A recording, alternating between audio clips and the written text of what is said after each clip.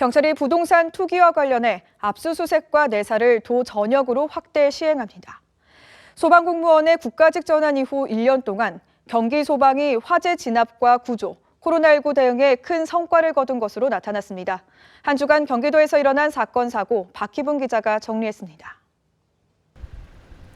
경기 남부경찰청이 LH 직원들과 공직자에 대한 부동산 투기 의혹 수사를 도 전역으로 확대합니다.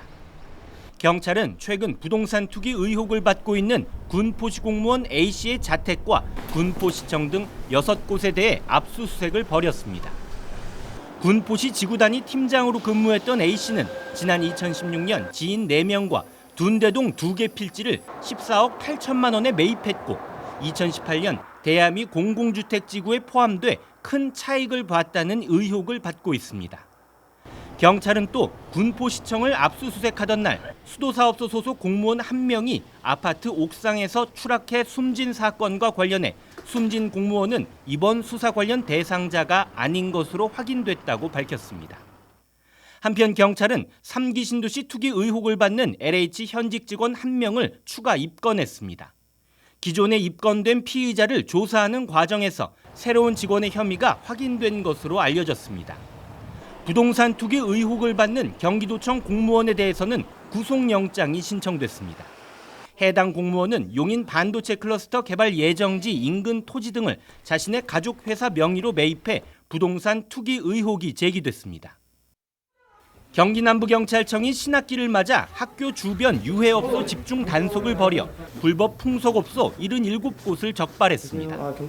업종별로는 불법 마사지업소가 64개소로 가장 많았고 인형 뽑기방 6곳과 성인 용품점도 1곳이 적발됐습니다.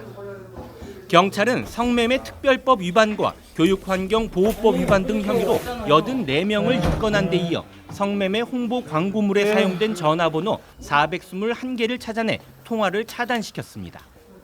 경기 남부경찰은 지난해 11월부터 성매매 사범 단속을 벌여 333명을 검거해 7명을 구속하고 불법 영업수익금 총 9억 1천여만 원을 몰수했다고 밝혔습니다. 소방공무원 국가직 전환 이후 1년 동안 경기도 소방재난본부가 화재 진압과 구조, 코로나19 대응 등에서 큰 성과를 거둔 것으로 나타났습니다. 지난해 소방차가 현장에 도착하는 평균 시간은 7분 51초로 한 해 전보다 21초 앞당겨졌고 화재 발생 건수는 5.3% 감소했습니다.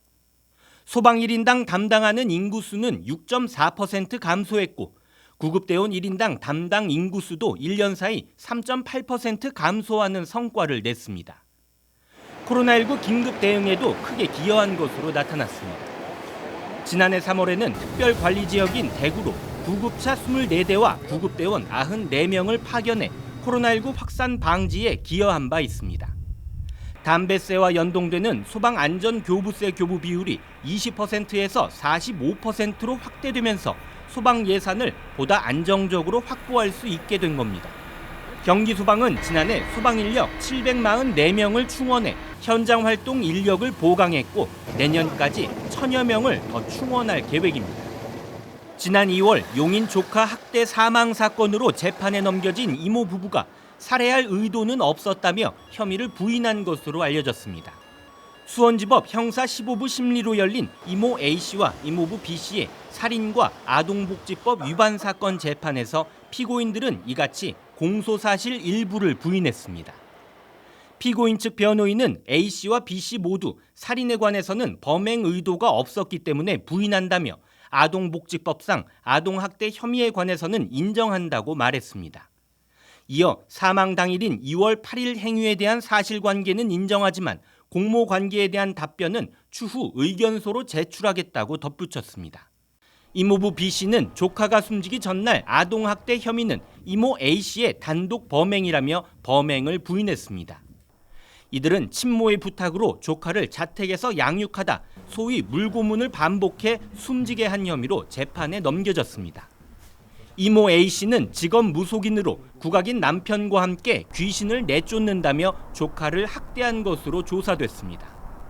이들 부부에 대한 다음 재판은 오는 13일 열릴 예정입니다. BTV 뉴스 박희붕입니다.